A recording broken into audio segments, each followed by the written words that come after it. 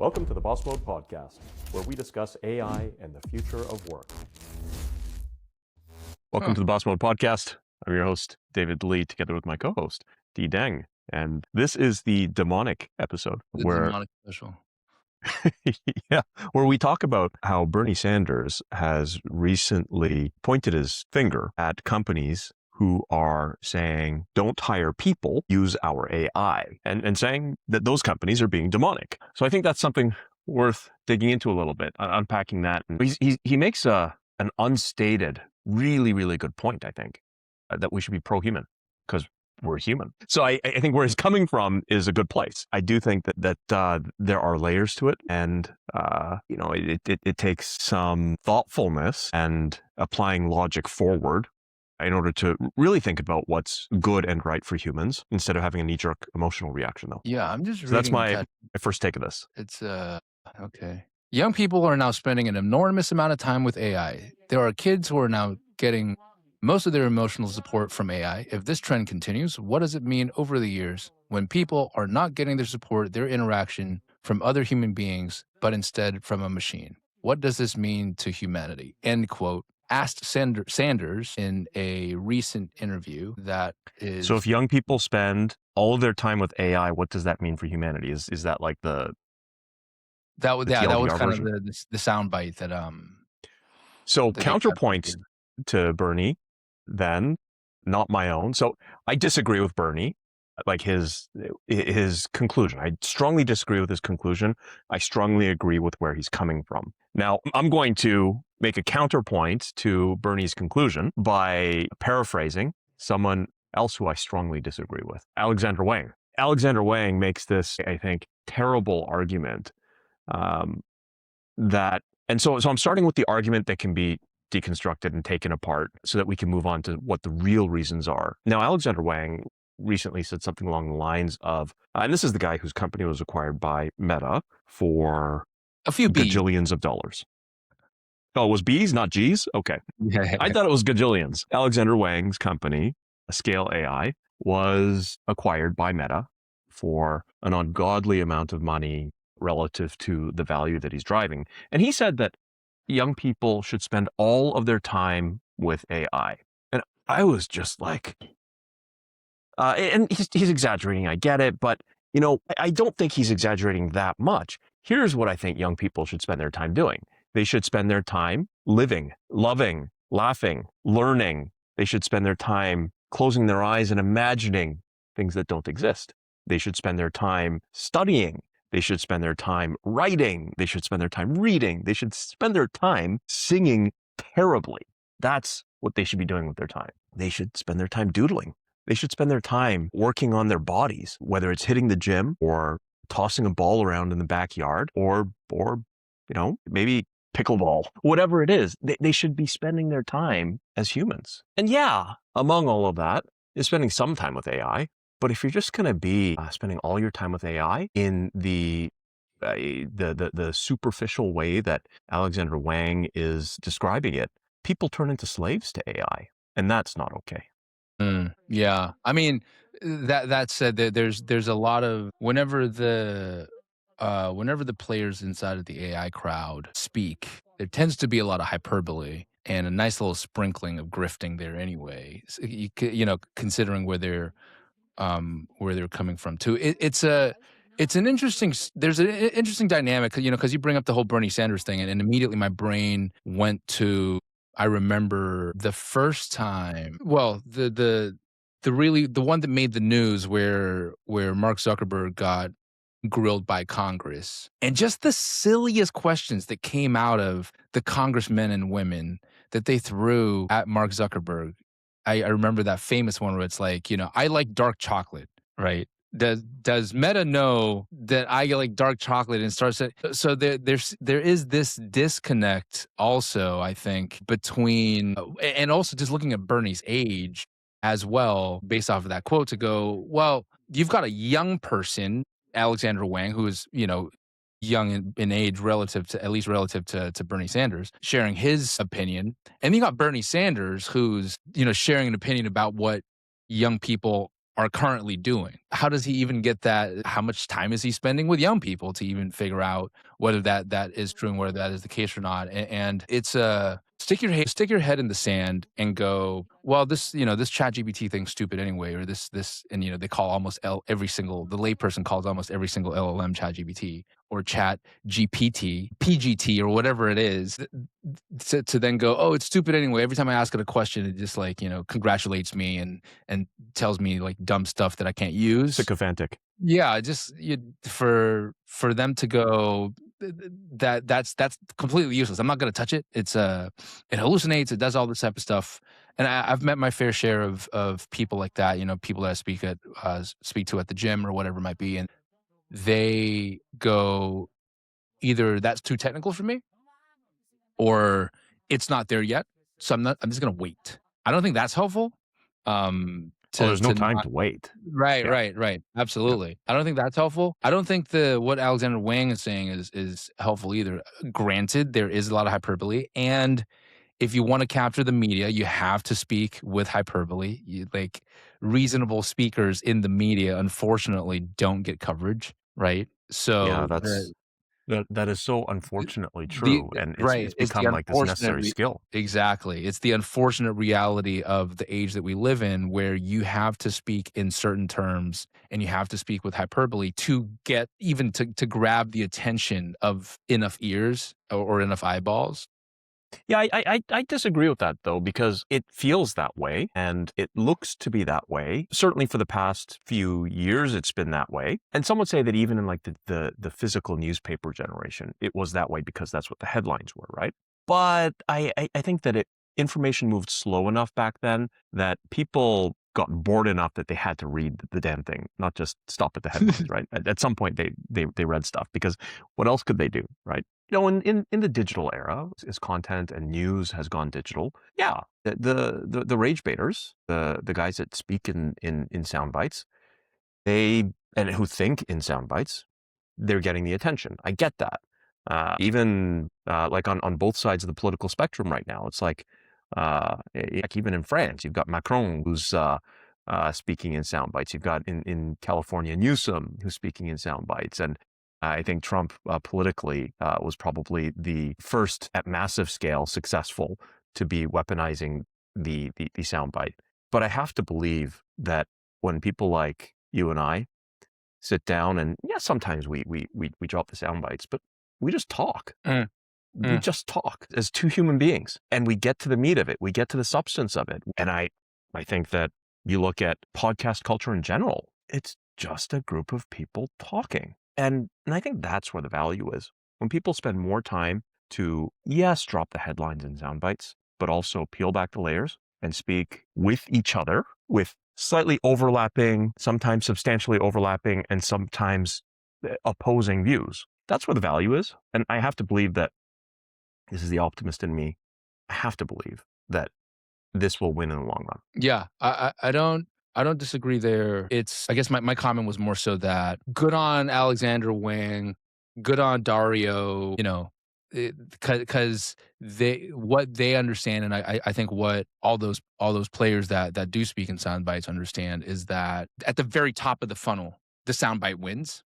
Yeah, Right. you do have to get top of funnel attention. Yeah, at the very, very top of the funnel, to go out and say something like, I believe that in 6 months' time, every single last person, like, if you breathe air, your job is going to go away. And then, the certain individuals will opt into the longer form interview that they did with a certain news outlet or certain podcast, et cetera, et cetera. But that type of top line, just to pull people in. And to your point with Trump, like famously a Trump camp tactic, right? Flooding the zone, where if you flood the news if you move faster than the news cycle and just flood them with various different things that you're putting out on a daily, they have to go chase all these different sources, go down different rabbit holes. So you get to actually push your agenda in other different areas. So, I guess because Trump spent so many years on The Apprentice, he understands the power of the edit and how that works, right? Like to pull viewers into that next episode, the trailer are just cuts from stuff that might not even happen on the same day in the same instance, within the Yeah. same exchange, but it's pulled together in such a way that it makes someone look out, someone out to look like a villain, someone out to look like the hero of the next episode. So yeah, like in a lot of ways, getting familiar with AI, I think absolutely. I think if you are, just to move away from the broad strokes of young Spend people. all your time.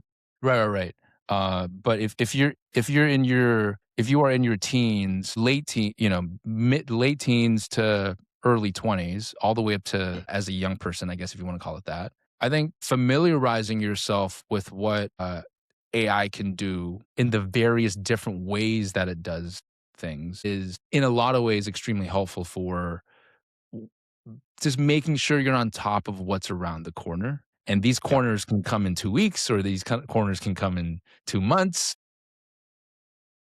Yeah, But yeah. yeah, like I do think that in bursts, spending a substantial amount of time with AI is very, very healthy. Like if you go down the rabbit hole of vibe coding, and it's one of my co-founders said something really astute the other day. He frequently does, but among the many very smart things that he says that people who are very intelligent, not necessarily engineers, are able to succeed with vibe coding. Because really, it's this conversation you're having. Now, my takeaway from this is that it's a conversation you're having with a highly capable but moderately intelligent counterparty, the large language model, and it's able to just go sprint super fast and execute on a lot of the things that you're talking about. mm, I think that if you're moderately intelligent or very intelligent, and especially if you have a little bit of ADHD, it's this incredible surge of power that you feel once you vibe coded something. And it could be something as simple as a vibe coding an integration with your Ring cameras or with your lighting system at home, a visualization of some data. It could be, heck, the other day, what did I do? I took an audio clip and I'm no GarageBand pro or video editing expert, but I did need 30-second clips of a 10-minute video. I needed it cut into 30-second clips. I just used Claude Code. I said I went into Terminal, opened the folder in Terminal, and I just hit Claude, wrote Claude, hit enter, and then said at file name, cut this into 30-second segments, and it did. It's super easy. So you're able to accelerate in so many ways. Yeah, spending more time with AI. Agree. I just think it's really important to make sure that people don't take the idea of spend all your time with AI too literally, because people have to get out there. People have to live. yeah, completely agree. Let's see what else. Right. Going back to Bernie. Right. He pointed his finger at companies that are saying, don't hire humans, use our AI instead. And he said they're demonic. I think, again, where he's coming from, pro-human, absolutely. But you got to think of the bigger picture here as well. And in the bigger picture, in the grander scheme of things, if you're a politician or you're a part of setting policy, that the debate you have drives policy for impacting hundreds of millions of people. And I think that I deeply believe that they bear responsibility for thinking about the nuances and the implications of what they're saying. Here's the thing. The big companies are conducting massive layoffs. Amazon just announced 30,000, right? Mm, They're looking yes. at 30,000 layoffs, which is the biggest ever that they've done. 30,000 white-collar jobs. Now, a quick word from our sponsor. Bringing my vision into reality requires focus. But the reality for an entrepreneur is that there's just so much work to be done. Finance, customer support, and marketing. Vanka AI is the agentic co-founder that cuts the mundane out of the founder's day-to-day. If you're a founder or business operator who values your time, you really need to sign up right away at www.vanka.ai. And we know that robots are coming for the warehouse jobs, like dark factories in China again, right? So it's happening. Well, then the most constructive thing we can do is then empower these people who are no longer working at these monolithic giant companies who really shouldn't. Sanders criticizes Amazon for a ton of reasons, right? And I think Amazon has an effective monopoly on marketplace e-commerce, right? So why then are we arguing for more jobs at these companies? We should be arguing for freedom from these big companies for those workers and empowering them to use the same damn tools that Amazon uses to get rid of those people. Just have these people use the same damn tools to compete with Amazon. If that happens, I think ultimately it's game over for Amazon on this trajectory as we're going. Years from now, Amazon's going to be much smaller than it is today. Yeah, and let's tie it back, right? That those are exactly the same individuals who would benefit from spending a bit more time on their phones or just on their computers, just tinkering around with AI a little bit more. Again, just Yeah. because I think to the overwhelming majority, and we don't get to feel this, I guess, because we are inside of the fish tank. So we don't get to feel this as much. But for the overwhelming majority of people out there, even the term vibe coding, just the term coding itself is immensely kind of overwhelming and possibly quite scary. Oh my God, Yeah. this coding, what's terminal? Bash? What's this CD ... to move this? This is all very, very, I'm just sitting here. I know how to serve customers and strike up a conversation, mix a cocktail. That's the extent of where I'm at. And yeah, I see these people making apps and stuff, but I can jump on YouTube. But for the most part, I'm thinking about the people that I see making money who I believe I have a shot at doing the same are content influencers, or, they start their own clothing line. The majority of the people at the gym that I speak to, or, come up and strike up a conversation, the moment they find out that I run a growth firm, they go, wow, I've always thought about starting my own apparel company, or my own supplement company. So for them, this world can seem just so far away and so out of touch and so unreachable. I think that we're trending towards a world where, ironically, the kind of companies, these tech startups, we're not going to see a massive surge in tech companies necessarily. I think we're going to see a surge in micro enterprises in general. So it could be the supplement guy. It could be, heck, you mentioned a bartender, a guy who knows how to make cocktails. What would be super cool? A guy like that, he doesn't build an app. He doesn't build a cocktail AI company. But I could see a guy like that hop into a foundational model using one of the AI chats. I think in this case, Gemini or Grok or even Claude could be very, very compelling. Don't go to ChatGPT. And just ask, these are the ingredients that I typically use when making cocktails. These are the cocktail recipes these are the cocktails that I typically make. I want to mix it up a little bit. What are some new combinations that I can make in order to create new cocktails? And it will help you imagine new things.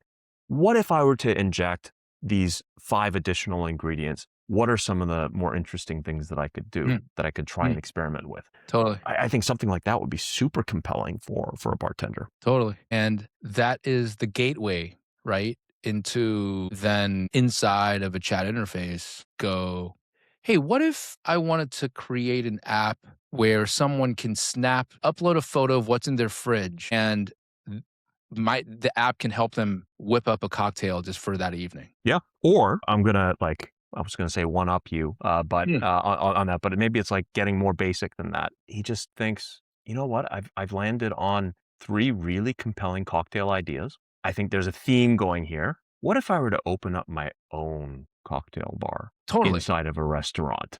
Exactly. All those avenues, right? Hey, I've got these cocktail ideas. Help me come up with a content series that I can launch on YouTube. So, that's text. But if I guess it is such a great gateway to then going, oh, this thing isn't as intimidating as I thought it was going to be. So now if I got curious and came across some type of content on YouTube that said stuff like everyone should be starting their own app or whatever it might be, let me go chat with it. Oh, wait, code snippets. Wait, I can ask it what the code snippet means. So comment things out for me. Oh, okay, great. And then now I go on YouTube and I find out that there are all these other channels talking about Cloud Code or Cloud Cowork or stuff like that, and how I can plug it into, there's this thing called GitHub. It can connect to my GitHub. I don't even have to touch. So now that's the introduction. And then it goes, allows the layperson to kind of explore all these different rabbit holes, removing that intimidation layer. Because I believe that for the average person, it's the intimidation layer that is the friction point, the barrier to them jumping deeper. Because it is highly uncomfortable. And I noticed this across most adults. It is highly uncomfortable to enter into a space where you feel like an elementary schooler again. And you have no bearing over what, for most grownups, they feel so uncomfortable in that space. And they go, man, this sucks. Wait, why isn't stuff working exactly like I want it to work? Which is what I'm used to at my day job, is what I'm used to at this skill that I've developed. So, the only people... And this is where I think work-life separation Right. really bothers me, because it's like my work is this thing that I'm kind of forced. It's like severance. It's like I'm going to sever my brain. This is my work. That's work, David, and this is life, David. Well, the thing is, while you're working, if you can break away from this slave mentality Mm. of my time at work is my boss's time, he's going to make sure that I get a paycheck, and in exchange, I'm going to do what he tells me to do. I think that embracing the inner child and finding joy in being like an elementary student, finding joy in experiencing things that I don't know and finding new frontiers. What does Captain Picard say in Star Trek? Space, the new frontier, to boldly go where no man has Right. gone before. Right. That's part of who we are. We are explorers. We're explorers in here first. Yeah. And to kind of bring it closer to home for the layperson, I guess it's no different to wanting to go on vacation to a country you've never been before, where they speak a language that you've never spoken before. There's A lot of certain people don't want that.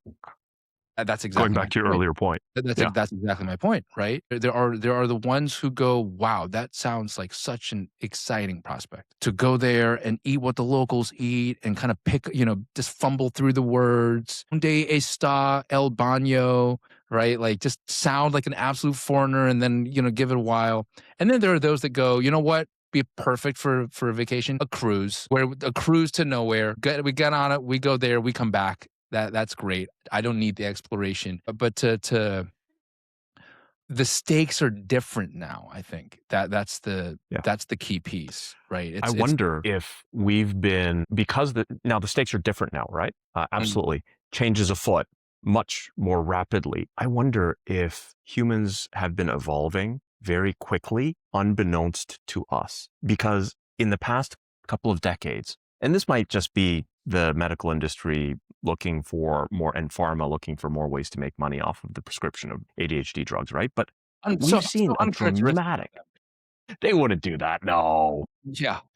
But there's been a dramatic rise in the idea of ADHD. People saying, "Hey, I'm on the spectrum. I've got ADHD. People are like, my kid has ADHD," and everybody's saying ADHD, ADHD, ADHD. Let's set aside the kind of nefarious dark side of it, where it's like it's pharma, it's big pharma. Maybe it's not. What if it really is a rise in the prevalence of ADHD? And if that's the case, is it an illness that needs to be treated, or is that like the evolved human? Because maybe it's these people who can't sit still and just do what their factory boss is like cracking the whip at them to do day in, day out, over and over again. Is it the drone sitting at a computer who's doing the same thing over and over again, punching the keys, like hitting the keyboard when the boss doesn't want to be doing it? Maybe that's the case, that these people are evolved to the point where they're no longer going to accept that. And I think that when you look at AI or these large language models, what it's doing is it's able to iterate right there alongside the speed of the ADHD brain. Right. And Right. that's super exciting, because now the guy with ADHD is no longer this like square peg trying to fit into a round hole of the factory, the factory line, the pool of typewriters, people pounding away, chained to their desks. They are the new superpowered human. I've never thought about it from that frame. If you are one of the traits of ADHD is dopamine regulation, right? And supposedly I'm no mental health expert or anything here, but the supposed inability to regulate your dopamine. And if you're working with talk about like dopamine hit after dopamine hit. If you're working with, I don't know, like if you're trying to vibe code your own thing, or if you're working with if you're trying to create a movie trailer of you in the Matrix, even, dare I say, talk about dopamine hit. I know a guy who did that. Right. You're trying to make the thing. You got to wait for a little bit for the slot machine to kind of start rolling. And then you get an unexpected result which is why casinos are dopamine factories more so than gambling factories. It's no different to that. I never, now that you're talking about the ADHD thing, you enter in some type of natural language prompt to tell Claude Code to alter some code, and then it goes away and kind of does its thing, and the lines move so fast, even though you can see the reasoning and the thinking, that you can't, like, the human eye really can't keep up. And then afterward, the code gets edited. You go, YOLO, I'm just going to hit approve. And then I'll hit refresh on my browser to see whether it works or not. Oh, crap. Oh, great. It worked. One step forward. And then I'm going to re-roll and try again. Crap, it didn't work. This next thing, I'm going to go again. So it really does feed into that type of mind. I never thought about it that way. That's wild. Yeah. Yeah. I've for a while now believed that ADHD is not a disability. And like you, I'm no mental health professional, right? But I do question the way that we've defined these things. And I specifically with ADHD, I think that the way we've defined it as a disability is a disservice to the success of young people in particular in the new world. In the new world, I think that ADHD characteristics can be channeled to produce orders of magnitude greater results and more satisfaction in life. Because I mean, what else is there? Like, I'm not talking about just everything I do needs to create happiness, right? That's not the case. But I do think that we do want to get things out of life, right? We do want to live, like, we have this evolving idea of the life we want to live. I think the ADHD can be harnessed to help people accomplish all of that and live that life as they, on an evolving basis, desire/need much better than the non-ADHD mind. So, in other words, the availability of these new tools now allows for all the divergent types to find their lane. So it's less selective even, previously it used to be that you got to be able to sit down, sit still, focus in, lock in for 3, 4, 5 hours, which is why it's, notorious that at certain different faculties of university, just Adderall dealers are everywhere, just going, right? Like to kind of lock in and go into like a focus tunnel for 6 hours because Well, you know how evil that is? Because the thing is, the ADHD mind is capable of locking in better than the non-ADHD mind, right? I think that it's just they're not willing to do it, or maybe even not even capable of locking in indiscriminately, regardless of whether the biochemical me, is determining it to be of value to me. So I think that ADHD here again is a superpower, because what does it do? It's like, for reasons that may not be clearly known to me, dude, I'm just not interested. Yeah. I just give zero shits. Yeah. Okay. But I think my time would be better spent elsewhere.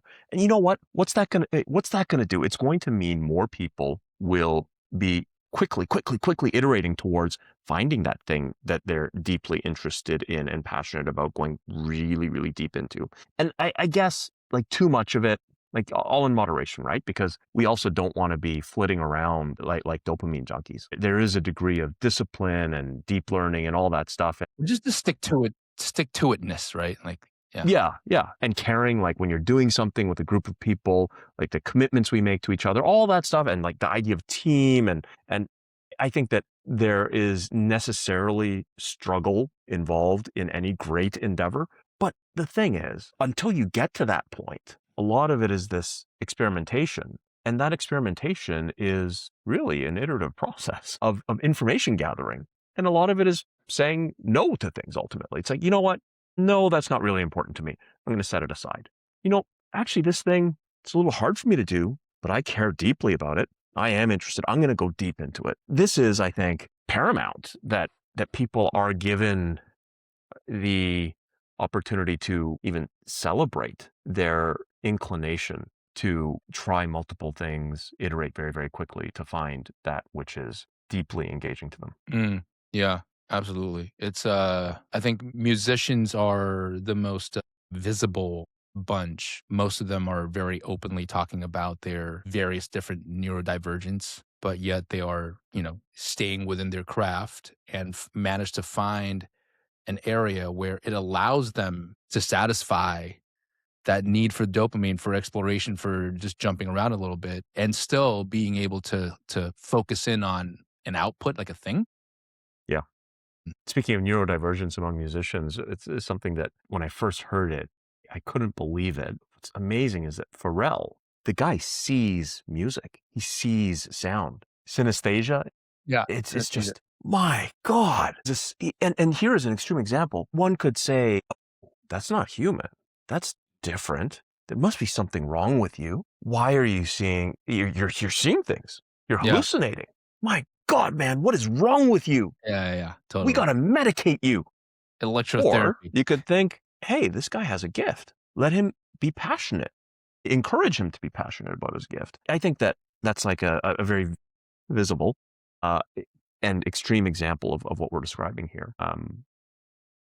And that's beautiful, that I think humanity is in very, very large numbers evolving so quickly. I just called people with ADHD the evolved humans. There you go. Did I just call everybody without ADHD? Is the implication that everybody without ADHD is like the modern day equivalent of the Cro-Magnon? Yeah, right? Exactly. Just all these Neanderthals walking around. Represent.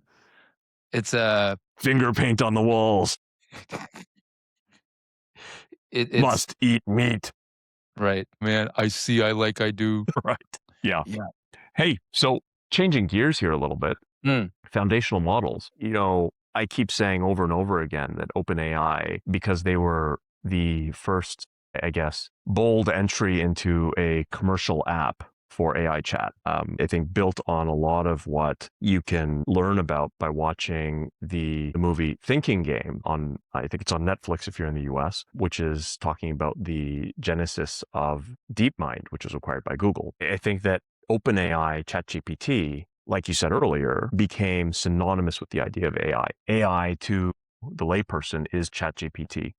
Which is unfortunate because I think that for reasons good or bad, they've very suddenly been overtaken. And so now Gemini is clearly outperforming ChatGPT. And I think that in many ways, Claude has been for a while now. I think that it's really important that people start disconnecting the idea of AI from ChatGPT. Without that, I think people are going to will continue getting disappointed. I think some fluidity in trying out these other models is very, very important. When I say try out different models, maybe it sounds a little bit too technical, or maybe in the other direction, not too technical. I think that PG-13, PG-13, yeah, just hop onto Claude.ai, all right? Hop onto Grok.com. I just don't ask it to take off someone's clothes in a picture. And, right, I think they put a stop to that. And try out Gemini, certainly. I think it's really important that people do spend some more time. And the really cool thing is, you know what I love? Something Google did.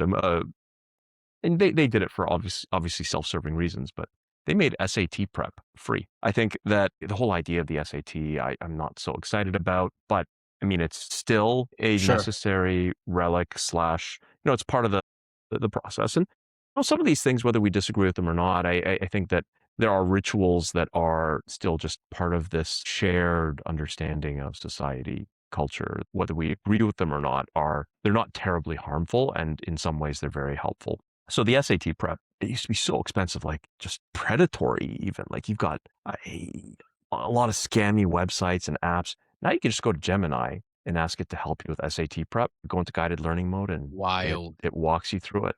And they did it together with the Princeton Review. Wild. So if you are a high school student, check out SAT prep on Gemini. Wow. Did You know not what? know that. Let's hop in to share my screen and see what this is all about. Because I haven't done it, I've only read about it. Let's ask, help me with SAT prep. Boom. Do I need to go into guided learning? There's a guided learning section here. That might have been necessary. Well, let's see. Tick tock, tick tock. Was forced to establish a U.S. entity, and that has been completed. Okay. Targeted practice, writing. Now I'm going to try the same thing in guided learning mode. While the other one is working, we'll go to guided learning. Help me with SAT prep. Start with, let's just leave it at that. Now, while that's thinking, the other one is still thinking as well. All right, let's get to work on your SAT goals. The digital SAT consists of 2 distinct sections that test different skills. We can approach this in a few ways: reading and writing, math, or full rehearsal test. Let's start with 1, reading and writing, to match what we're doing in the other tab. Okay, here we are. Oh, geez, it created a... Wow. All right, Wow. D, That is we're going to take turns. You want to take the first swing? I think they get harder as we go. wild. That is I'm on a super small screen because I put you on the All right, telephone. I'll read this out to you. Modern architecture often prioritizes functionality and minimalism, but some architects are now re-embracing elaborate ornamentation and intricate designs. This shift suggests a growing appreciation for aesthetics that allow blank creativity beyond purely utilitarian forms. One to express. Let's go A. That allow one to express creativity beyond purely utilitarian forms. That's right. Hey, Oh my you get goodness. to go to college. Is this who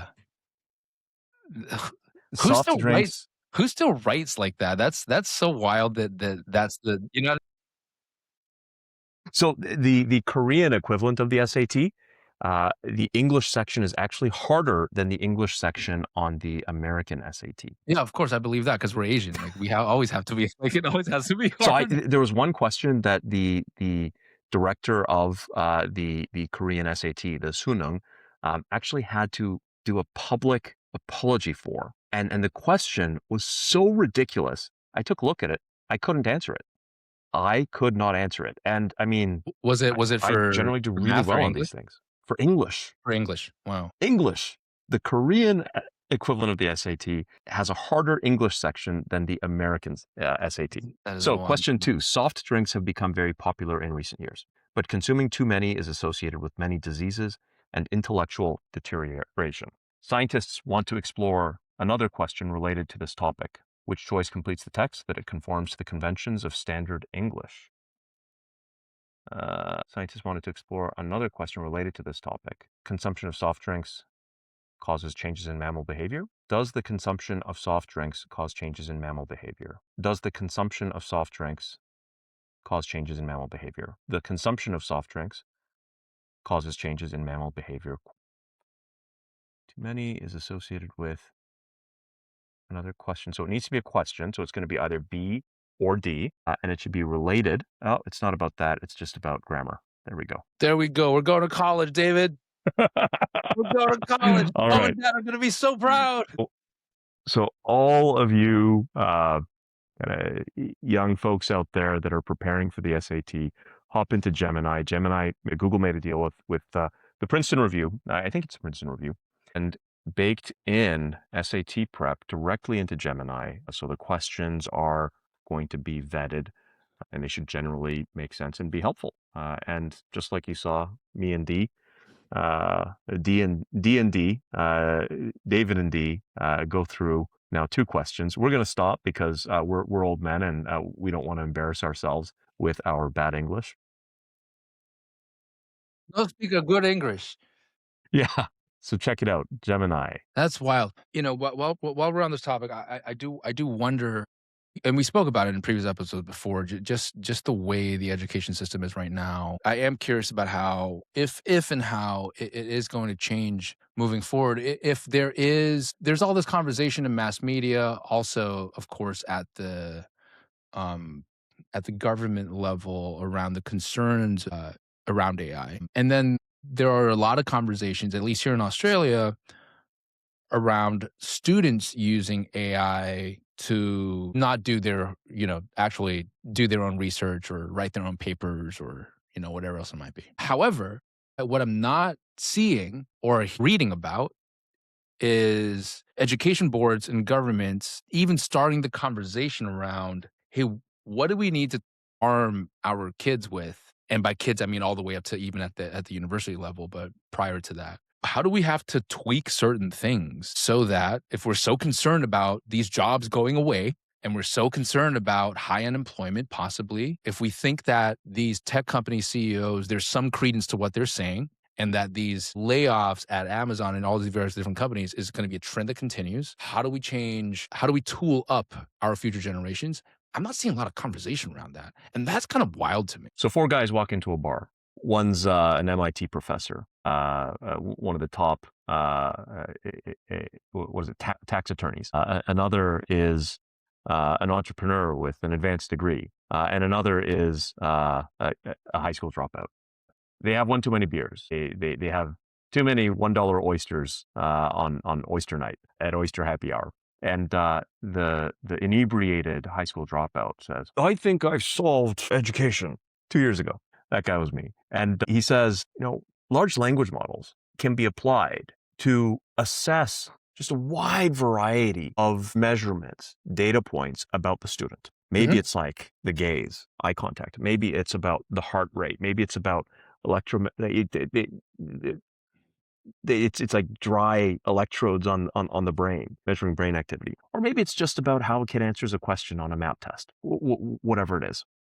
And then the large language models can be used to keep the student at the edge, just slightly below, right at, or slightly above the edge of his ability, which is a really important technique used in even sports. Like if you're a basketball player, if you're a hockey player, you do fencing with the saber, like whatever it is, being at the edge of your ability is how you start breaking through. So if you do that in the classroom, my God, how much more advanced would that be? My assessment was AI and the application of AI in the educational context is how to blow past, how to compress the entire K through 12 curriculum into 8 or 9 years. That was my hot take at the time. And I think we've talked about this early in the series, in this podcast series, right? This idea of compressing the curriculum. And recently we've also talked about Alpha School, but what's really compelling is that I've been lately having a couple of chats with the folks over at Alpha School, and I am so excited by what they're doing. It makes so much sense. The answer to your question around how can AI be used in education, despite government concerns around AI, despite people complaining about how students use AI to cheat, to skip the work and all that. I've got concerns about that as well. But the answer here is capitalism. The answer here is capitalism. And I'm going to give another long answer. I'm going to make the long answer even longer. In South Korea, kids don't really learn much in the classroom at school. They learn at the after-school academies. They kind of verify what they've learned in the classroom, but they've already learned the advanced math techniques in the math academy that they go to after class. And guess what? After they finish the math academy, you've got these elementary kids who are, it's the math academy owner or somebody that works for them, or maybe it's the next academy that picks them up in a small bus and takes them to the next academy. So they go from math to English. They go from English to Taekwondo. They go from Taekwondo to hockey or whatever it is. And they're just carted around and then they come home at the end of the day. Now, my point here is that capitalism is what makes these academies so competitive and so good, because the bad ones shut down because they're not getting the job done. Alpha School is the result of advances in technology and capitalism. Yeah. But I guess what I'm saying here is, so it's, and correct me if I'm wrong, in South Korea where all those kids are able to do that, would that be reserved to the ones who, like of a more affluent for the people band with the dollar bills? Yeah. No, everybody goes to these academies. Okay. Well, now, is it easy for everybody to pay for it? For a lot of folks, no. But the thing is, they're really affordable. Like, you're not talking about spending thousands of dollars, right? You're talking about spending hundreds of dollars. Wow. And so it's generally available. It's generally accessible. Sure. Now, if you're talking about sending your kid to an elite English language kindergarten, yeah, you're paying $2,000 a month, which is out of reach for somebody who's making less than $2,000 a month. Right? So yeah, there is like wealth disparity, like the income inequalities there and all that, right? But your basic math academy, you're talking about $100 a month. Right. So it's accessible. Interesting. And I guess that's the, what came to mind for me is in most Western countries, or most of the developed Western nations, or the ones that are less socialist, the public school system, because guess what? The individuals that are getting laid off at Amazon aren't the ones who, when they were younger, were afforded these academy, type experiences. They might be. They might be, but by and large, here's a broad stroke. Partly why. I think that they might be because these are people who kind of competed for succeeding in getting into the pretty good to great colleges, right? And so they walk that path that has been prescribed Sure. onto them. And I don't know that Amazon needs the bots, because guess what? If you're working in a bot-like manner, if you're trained to think in a bot-like way, then they can replace you. So I do think that they probably, I saw something about how Sergey Brin said recently, they've dramatically increased the number of people they hire without college degrees, people just out of high school who come in and like they go off into some corner and then they just build shit. That's the world we're in now. And this is Hold the one of the phone. most I'm gonna valuable send you my companies in the world. resume. I don't think they take resumes. I think they take proof of what you've built and accomplished, Nice proof of work. Love which that. is even better for you, because you could send them you could say, hey, Neil wants to come help you use Nano Banana. Yeah, no kidding. Wild. Wow. Right. Yeah.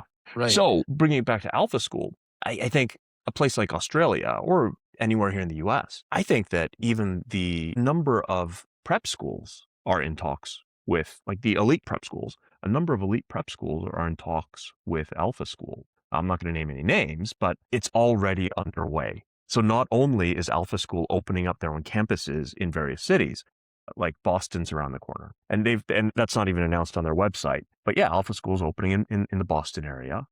They're certainly opening in all the major markets in the US, I imagine. But on top of that, they're licensing their technology to people that want to open their own schools or integrate their own technology into an existing school like a prep school. So this is fantastic, because it's this massive breakthrough in how people learn. It's super cool, like having somebody who's like the adult in the room thinks of himself as a coach, not a teacher who's teaching to the lowest common denominator in the classroom, who could actually really be the smartest person in the classroom, but he's just not engaged because the teacher's not meeting him where he is. Yeah. It reduces the need for the one-to-many. God damn tragedy.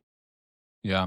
That's really fascinating. Whenever we arrive at this general theme conversationally around what the future holds for current generations, but then also the next that are about to enter the workforce, it's always a fascinating conversation, because the stability of business as usual is now gone, right? Yeah. The stability of that is the sheer fabric of the societal workplace is going to look completely different.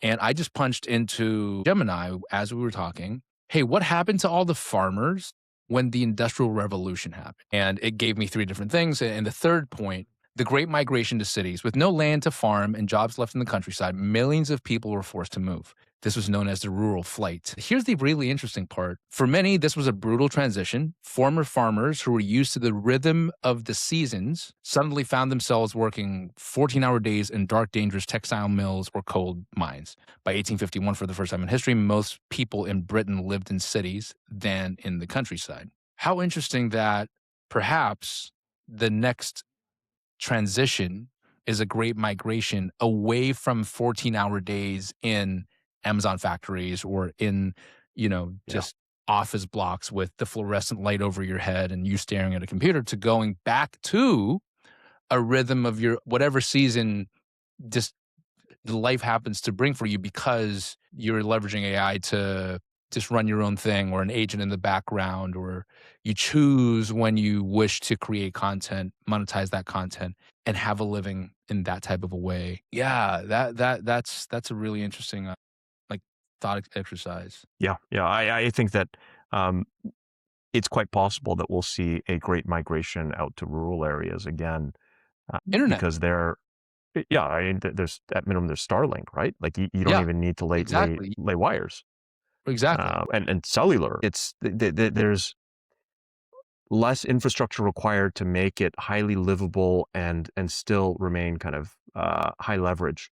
I think that we'll see more independence. We'll certainly see some more energy independence. I think that solar is going to play a massive role in residential, because we're seeing just a tremendous amount of pressure on energy supply. People say AI requires so much energy, and we talked about that last week, right? I think that very, very near term, we're going to see deregulation that will lead to companies being able to generate their own power or co-locate, partner in order to generate the power they need for these AI data centers. But I don't think that's the only solution. I think that the other side of it is that we need to relieve pressure on the kind of on people, on the residential energy supply, on residential energy demand. And the way to do that is to leave people connected to the grid, yes, but just add solar. And that way they become part of the power generation mix. So that's a part of it. But I also think that,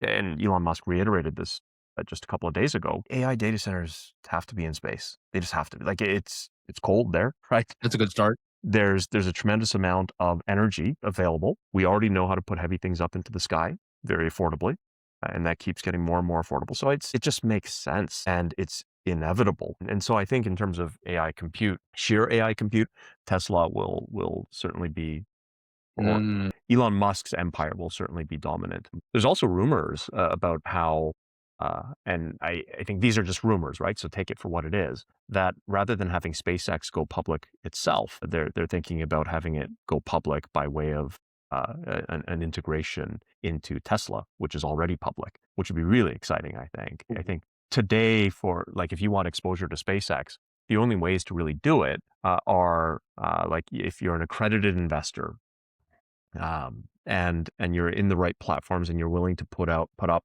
a minimum amount of money. Otherwise, it's like indirect exposure, 50% exposure, 25% exposure. There are a couple of funds that you can get into that are traded publicly. But even like Cathie Wood, her ARK fund is, I think they recently reduced their stake in SpaceX. So just, yeah, it's a rumored possibility that folks might be able to get exposure to SpaceX by way of Tesla if that merger takes place. Wild. But who am I? These are just rumors that I'm recirculating. So sprinkle it with a shaker full of salt, like a pound of salt, and Hey, DYOR, just guys. laugh it off. Everyone, DYOR. Just do your own research. Yeah. What was it? Something else that was mentioned by Elon Musk. I'm connecting some dots here with what Alexander Wang said. And Elon Musk recently repeated the idea that if your job can be done entirely digitally, like you're sitting in front of the computer doing the job, if it can be done entirely digitally, then it's one of the fastest jobs to be replaced, because then AI in its current iteration, even with just better retrieval, better memory, better orchestration, will be able to replace your job. That really rings true to me. And I think about I'm in tech. I spend a lot of time in front of the computer, right? But I also spend a lot of time away from the computer. What do I do in tech that's away from the computer? I spend time on the whiteboard. I spend time writing from my own head in bullet points, in diagrams, in like illustrations. The other day, I had a metaphor for agentic memory where I was drawing people parachuting out of, like airdropping out of an airplane and dropping into these silos, and they were all disconnected and they had no idea why. And it's like being able to communicate our thinking multimodally away from a computer matters a ton, because if it can all happen inside the computer, guess what? In a few weeks, in a few months, in a few years, this guy's not going to be necessary. So what you do away from the computer matters a lot.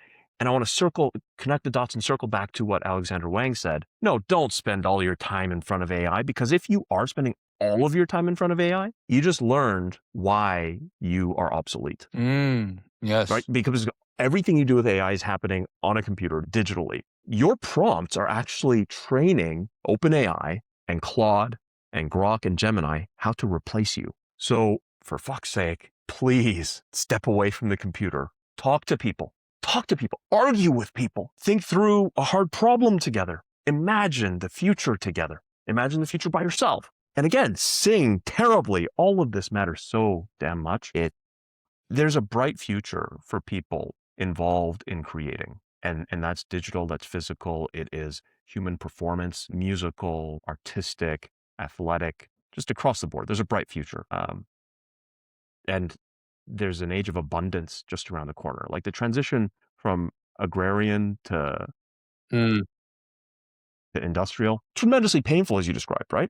But this transition need not necessarily be as or more painful. it could very well be a lot less painful if only people would, yes, learn how to use AI for more than just a search engine, but also live, really live. Stop being a slave to your paycheck. And that's what I mean by, I think that this would be the next migration. To the point that you made earlier, the great migration to micro enterprise, Yeah. the great migration away from 9 to 5 as the de facto model that runs, most of the capitalist world, to one of micro enterprise. A person charging $15 a month to get access to their Substack, all the way through to, someone who is monetized on YouTube because they just managed to know how to be magnetic on camera and inform people or be entertaining or whatever else it might be,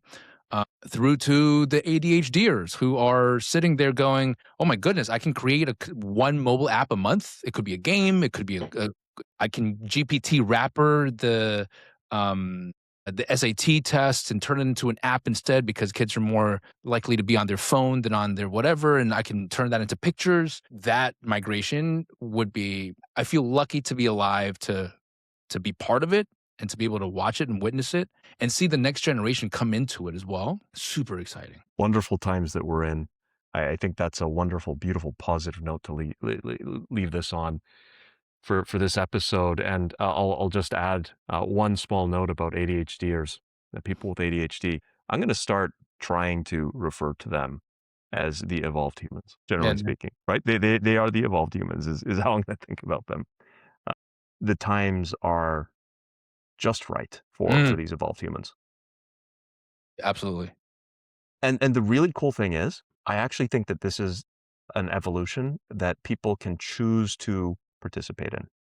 I think that I wonder if maybe even, and I'm going to undermine my whole evolved human point here. I wonder if that's our native state. I wonder if that's what it truly is and always has been to be human. And we've just beaten it out of ourselves. We have cowed ourselves to this kind of enslaved version of humanity. Enslaved in the sense of the Matrix, Neo in that giant, in those pods, in this like disgusting NPC tower mode. of, right, yeah.